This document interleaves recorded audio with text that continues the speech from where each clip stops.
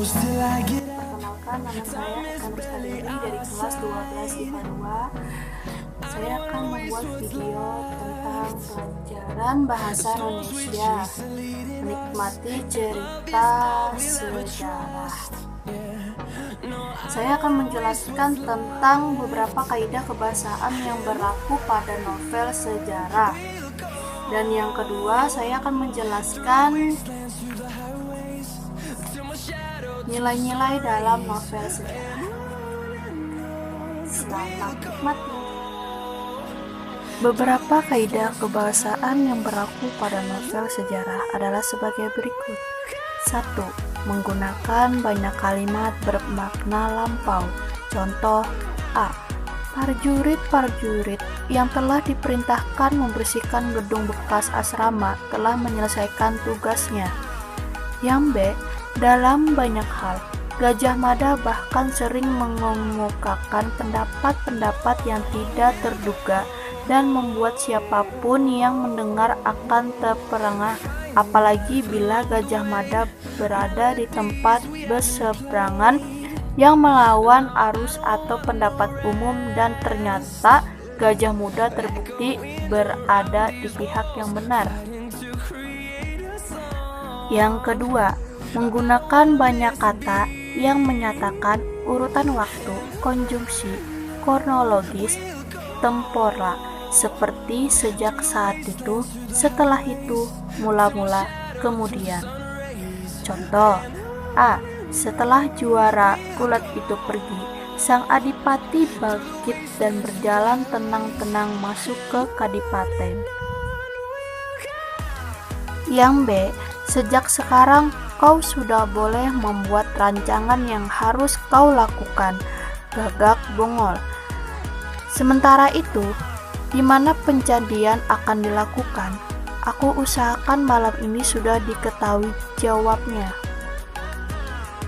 Yang ketiga, menggunakan banyak kata kerja yang menggambarkan suatu tindakan. Kata kerja material. Contoh, di depan ratu, Biksuni Gayatri yang berdiri, Sri Gitraja duduk bersimpuh. Embat tua itu melakukan tugasnya. Kali ini untuk Sekar Kedatondaya Wiyat yang terlihat lebih tegar dari kakaknya. Atau boleh jadi merupakan penampakan dari isi hatinya yang tidak bisa menerima dengan tulus pernikahan itu. Ketika para ibu ratu menangis, yang menulari siapapun untuk menangis, Dyahwiyat sama sekali tidak menitikkan air mata. Manakala menatap segenap wajah yang hadir di ruangan itu, yang hadir dan melekat di benaknya justru wajah Rakyataja, ayunan tangan Gajah Mada yang menggenggam keris ke dada prajurit tampan itu masih terbayang melekat di kelopak matanya. Yang keempat, menggunakan banyak kata kerja yang menunjukkan kalimat tak langsung sebagai cara menceritakan tuturan seorang tokoh oleh pengarang. Misalnya, mengatakan bahwa, menceritakan tentang, menurut, mengungkapkan, menanyakan, menyatakan, menuturkan. Contoh A. Menurut sang patih, Galeng telah periksa seluruh kamar Syah Badar dan ia telah melihat banyak botol dan benda-benda yang ia tak tahu nama dan gunanya. Yang B. Ryung Samudra menyatakan bahwa ia masih bingung dengan semua penjelasan Kedit Galih tentang masalah itu. Yang kelima, menggunakan banyak kata kerja yang menyatakan sesuatu yang dipikirkan atau dirasakan oleh tokoh.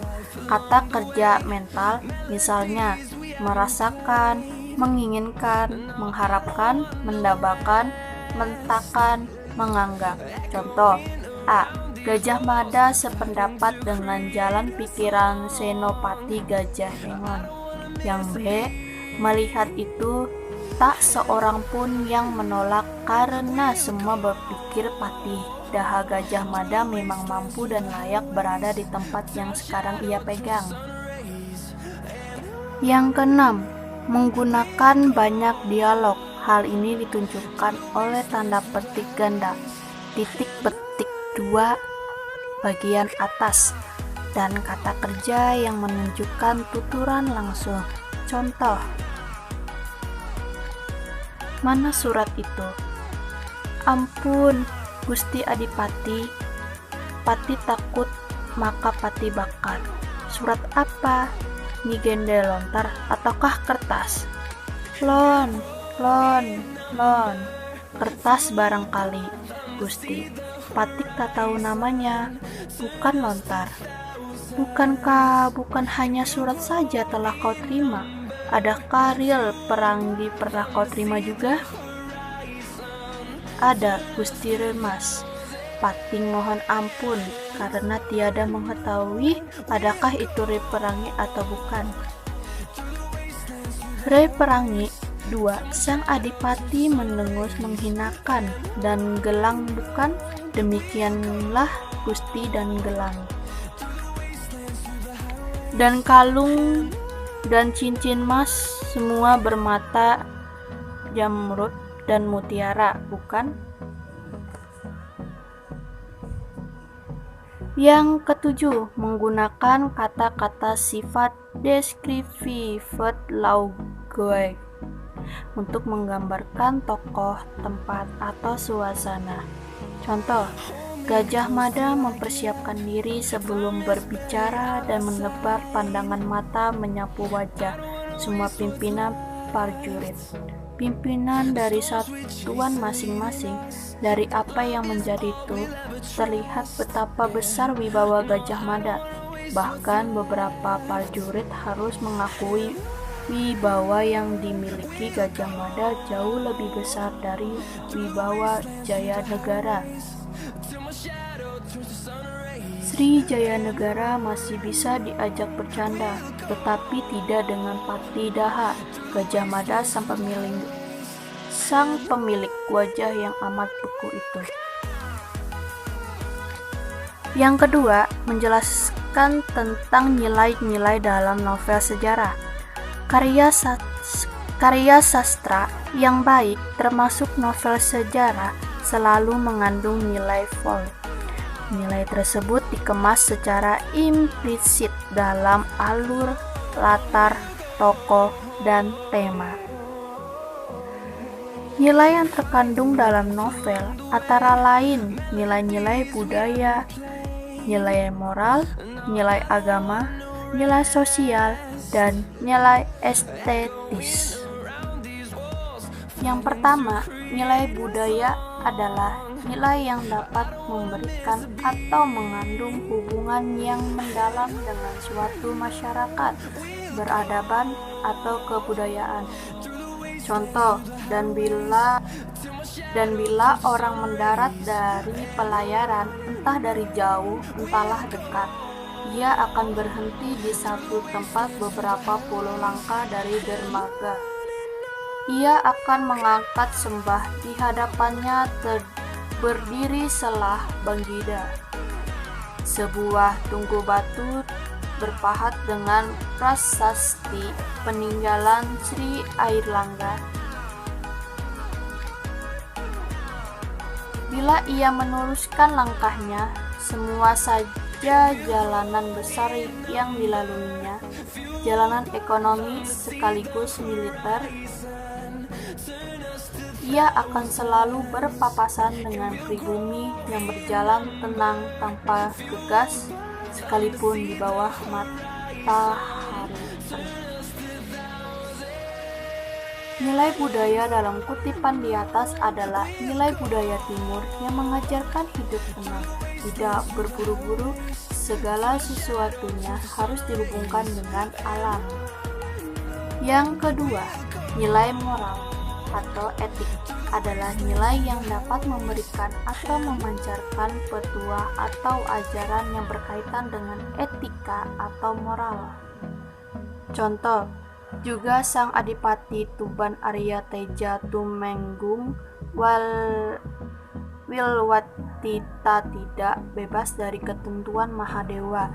Sang Hyang Widi merestui barang siapa punya kebenaran dalam hatinya, jangan khawatir. Kepala Desa, kurang tepat jawabanku, kiranya ketakutan selalu jadi bagian mereka yang tak berani mendirikan keadilan. Kejahatan selalu jadi bagian mereka yang mengingkari kebenaran, maka melanggar keadilan. Dua-duanya busuk, dua-duanya sumber keonaran di atas bumi ini. Dan ia teruskan ejangannya tentang kebenaran dan keadilan dan kedudukannya di tengah-tengah kehidupan manusia dan para dewa. Nilai moral dalam kutipan di atas adalah ketakutan membela kebenaran sama buruknya dengan kejahatan karena sama-sama melanggar keadilan. Yang ketiga, nilai agama, yaitu nilai-nilai dalam cerita yang berkaitan atau bersumber pada nilai-nilai agama. Contoh, kala itu, tahun 1309, segenap rakyat berkumpul di alun-alun. Semua berdoa, apapun warna agamanya, apakah Siwa, Buddha maupun Hindu. Semua arah perhatian ditunjukkan dalam satu pandang ke Purwakarta yang tidak dijaga terlampau ketat. Segenap prajurit bersikap sangat ramah kepada siapapun karena memang demikian sikap keseharian mereka. Lebih dari itu, segenap prajurit merasakan gejolak yang sama oleh duka mendalam atas kering yang diderita Kertarajasa Jayawardhana. Nilai agama dalam kutipan tersebut tampak pada aktivitas rakyat dari berbagai agama mendoakan Kertarajasa Jayawardhana yang sedang sakit. Yang keempat, nilai sosial, yaitu nilai yang berkaitan dengan tata pergaulan antara individu dalam masyarakat. Contoh, sebagian terbesar pengantar sumbangan, pria, wanita, tua, dan muda menolak disuruh pulang. Mereka bermaksud menyumbangkan tenaga juga. Maka jadilah dapur raksasa pada malam itu juga. Menyusul kemudian datang bondongan gerobak mengantarkan kayu bakar dan minyak-minyakan, dan api pun menyala dalam berpuluh cuma. Dalam kutipan di atas, nilai sosial dampak pada tindakan menyumbang dan kesediaan untuk membantu pelaksanaan pesta perkawinan. 5. Nilai estetis, yakni nilai yang berkaitan dengan keindahan, baik keindahan kultur, membangun cerita, fakta cerita, maupun teknik penyajian cerita. Contoh, betapa megah dan indah bangunan itu karena terbuat dari bahan-bahan pilihan. Pilar-pilar kayunya atau semua bagian dari tiang sangka, belandar, bahkan sampai pada usuk diraut dari kayu jati pilihan. Dengan perhitungan bangunan itu sanggup melewati waktu puluhan tahun, bahkan diharap bisa tembus lebih dari 100 tahun. Tiang sangka diukir indah warna-warni. Kakinya berasal dari bahan batu merah penuh pahatan. Ukir mengambil tokoh-tokoh pewayangan atau tokoh yang pernah ada bahkan masih hidup. Bangunan itu berbeda-beda bentuk atapnya, pun demikian dengan bentuk wajahnya. Halaman 3 istana utama itu diatur rapi dengan sepanjang jalan ditanamin pohon tanjung kesara, dan cempaka. Melingkar-lingkar di halaman adalah tanaman bunga perdu. Nilai estetis dalam kutipan di atas terkait dengan teknik penyajian cerita. Teknik yang digunakan pengarang adalah teknik showing, deskriptif.